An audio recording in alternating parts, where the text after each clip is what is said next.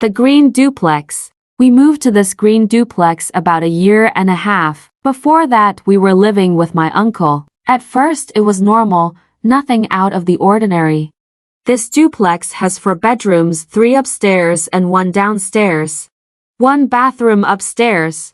The stairwell to the upstairs is like in the middle of the house. This way, there are 2 ways to go to the living room from the kitchen. When we lived in this duplex, all my siblings and I were pretty young.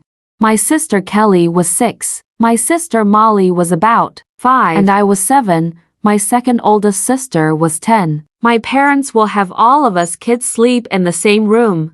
The room that we slept in was big and it was next to my parents' bedroom.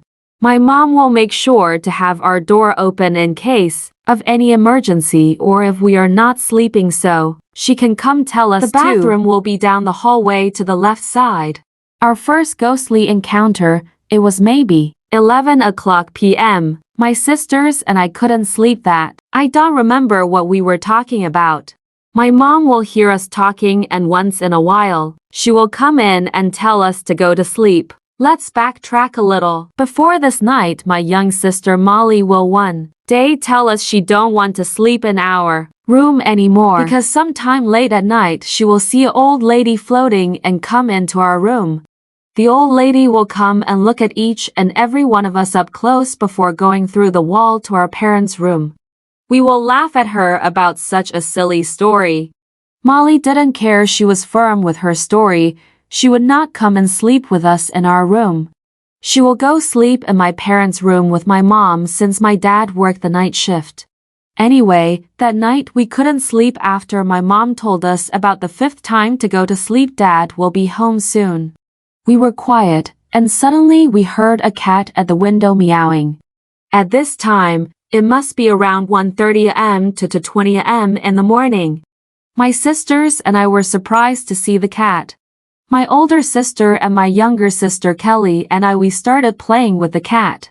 We were tapping at the window, meowing back to the cat. Suddenly, Kelly would look at the foot off our bed and stare straight out to our bedroom doorway to the hall, and she saw her. She saw the old lady floating through my parents' door. Kelly frozen in shock. For a moment then she grabbed the blanket and went under the cover. She then say to us, "There's someone floating in white at the door." My older sister and I turn around and look, and we were also in shock. Scared, I can hear my heartbeat thumping fast.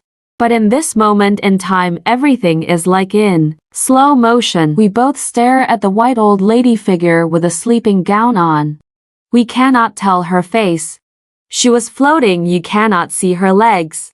She was still in front of my parents' bedroom door, just floating, facing the wall. We both saw her turning slowly towards our side of the room. This is when we both grab the blanket and cover ourselves, pretend to be asleep.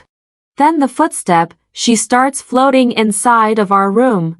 I was scared and wondering, why can I hear footstep when she is floating? Me and my sister will use one eyes to peek to see what is this ghostly figure is doing. The old floating woman will float to me first because I was sleeping at the edge of the bed. I still have one eye peeking, however scared I am. I can feel my blanket being pulled to where my face is fully exposed. I can see through her a ghostly figure. At this moment, I close my eyes tight, scared, pretending to be sleeping. The old woman then leaned closer and closer to my face where I can feel her breathing. My eyes were shut tightly. I was just laying there hoping for it to pass. Then I feel her breath began to be farther away from my face. Then I peek with one eye and saw her now was on top of my older sister, doing the same thing, leaning over, pulling down the cover and staring at her like she did to me. I watch as she then turned to all my other siblings that are sleeping in the room. They did not know what is happening. Kelly, sleeping on the other side edge, was next.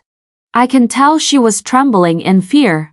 After she stared down on my sister Kelly, the floating old lady stands straight still for a couple of seconds. She did not float through the wall like Molly told us. She floats back to my parents' bedroom door. As I peek, and so did my older sister, we saw her went right through my parents' bedroom door. We both didn't say nothing but tried to sleep. The moment the lady entered into my parents' room, my little brother can be heard crying. This caused my mom to wake up and make him a bottle. When Kelly heard the door open and heard my mom's voice, she ran to her room. Her face was pale, my mom recall. My mom didn't ask her anything as if she know Kelly might have a nightmare. She let Kelly sleep in her bed that night. As for me and my older sister, we lay there quietly. Later she poked me and asked me was I still awake. I tell her yes. She then asked me did I saw what she saw. I confirm it. Now we're both just laying on the bed scared and shaking out of fear until we fall asleep. The next morning Molly came to us and said, now do you guys believe me? She then continued and said, I saw this once every week. This is why I don't want to sleep in that room.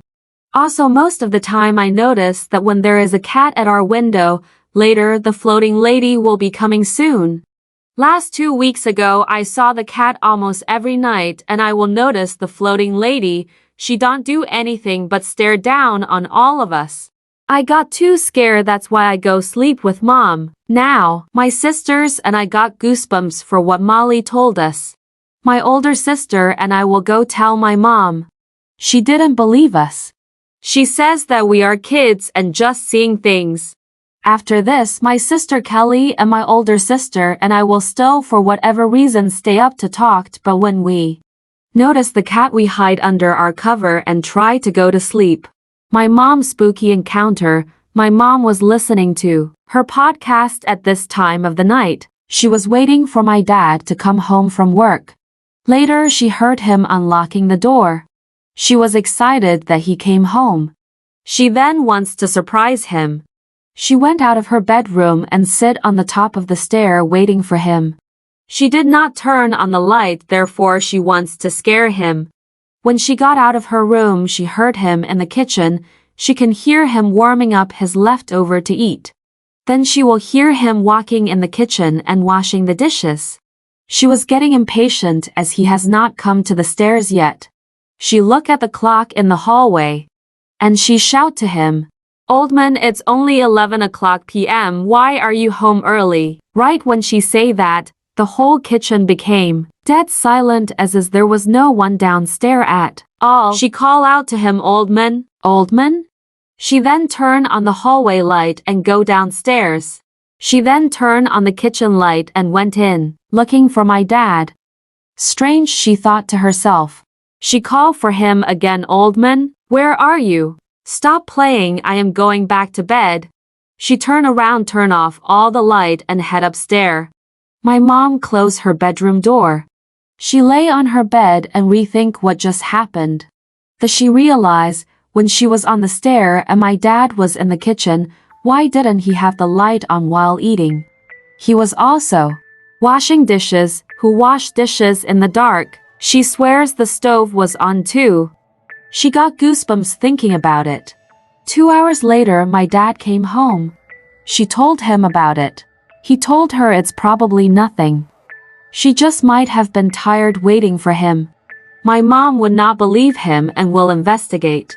She will listen carefully some night and will hear the same thing that happened to her the other time. Just this time she do not dare to go out of her room to wait for my dad. During this strange encounter, my mom was in the hospital. My cousin Zoe came to babysit us for the night. It was about 6 o'clock p.m. when my two other brothers were running around the stairwell. My cousin Zoe would tell us to be careful, running around. As she recalls it, when she was sitting on the couch watching her movie and watching us play, she noticed that there were a fourth little boy running around with us. She was confused. She then pretended to lay down on the couch with a pillow over her head and peek at us. She then noticed that the fourth little boy was gone. Then at the corner of her eyes she can see the little boy peeking on the opposite side of the stair. She then got scared and told us to stop running around. We listen and stop. After about 8 o'clock p.m. she sent us to bed. She was going to the kitchen and finish up the dishes. As she was washing dishes, she noticed that someone was still running around the stairwell. She turned around and said, "Didn't I tell you guys to stop running around. She then came to check on us and we were in our bed asleep. She thought to herself that it was odd. She came back downstairs and continued washing the dishes. While washing dishes, she felt uneasy as if there were someone watching her. She can felt that she is not alone in the kitchen. She then felt like there was someone behind her. She got goosebumps and tried her best not to be scared. Her last straws was the breathing on her back. She felt someone was breathing behind her. At this point, she turned off the water and just ran upstairs. She called her mom to pick her up. She didn't explain what had happened. She was scared and shaking. When my aunt came, she called my dad to come home from the hospital to watch his kids. Something came up and Zoe refused to stay in the house any longer. My dad then came home and babysat us. Zoe will not tell us about what happened to her until we move out to a new house and she came to visit. Thanks for listening. If you like this video, please like and subscribe.